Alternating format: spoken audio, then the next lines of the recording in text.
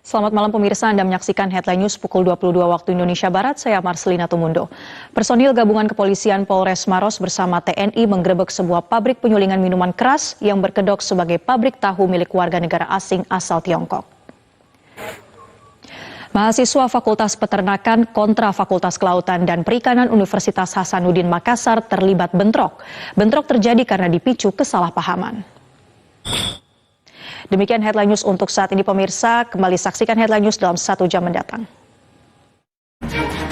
Halo selamat malam pemirsa, saya Marcelina Tumundo menjumpai Anda dalam Metro Malam hari ini. Kami telah siapkan sejumlah informasi terkini untuk Anda, langsung saja kita mulai Metro Malam selengkapnya. Eksekusi 14 rumah warga di perumahan Taman Duren Sawit, Jakarta Timur berlangsung ricuh.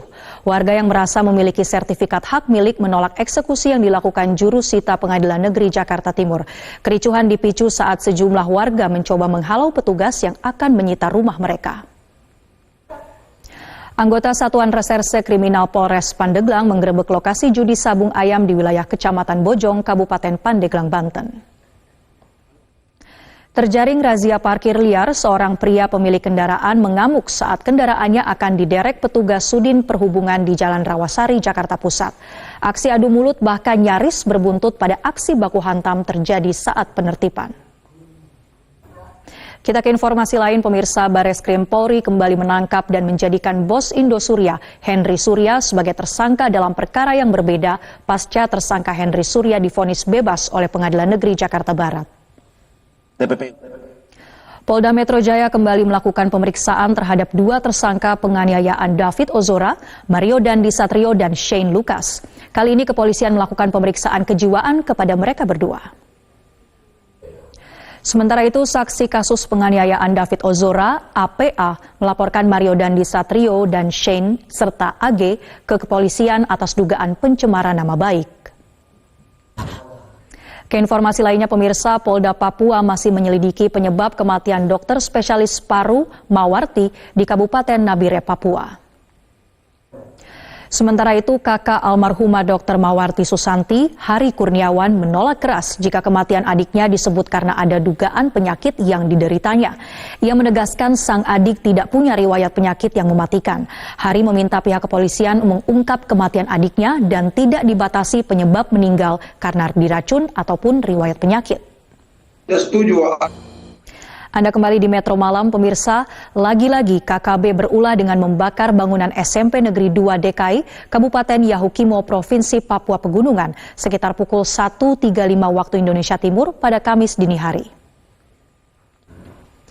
Ahli psikologi forensik Reza Indragiri hadir sebagai saksi meringankan dalam sidang penyalahgunaan narkotika dengan terdakwa mantan Kapolda Sumbar Irjen Teddy Minahasa di Pengadilan Negeri Jakarta Barat.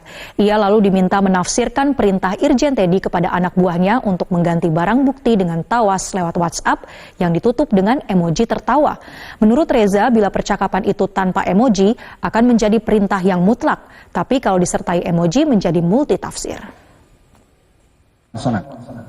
Sebelumnya, Teddy Minahasa membenarkan adanya percakapan dengan AKBP Dodi Prawiranegara untuk menukar sabu dengan tawas dalam sidang hari ini.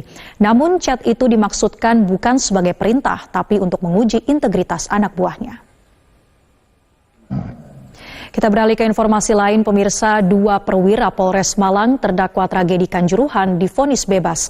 Sementara mantan Danki Brimob Polda Jawa Timur divonis 1 tahun 6 bulan pidana penjara. Koalisi Masyarakat Sipil menilai pertimbangan Majelis Hakim membebaskan AKP Bambang Sidik Ahmadi di luar nalar dan mendorong jaksa penuntut umum untuk mengajukan banding atas putusan tersebut. Pihaknya juga akan melaporkan Majelis Hakim ke Komisi Yudisial. 2 orang meninggal dunia dan 1 orang kritis dalam kecelakaan beruntun yang melibatkan 7 kendaraan di Tol Jatinggala-Krapyak sekitar KM 423.800 Semarang.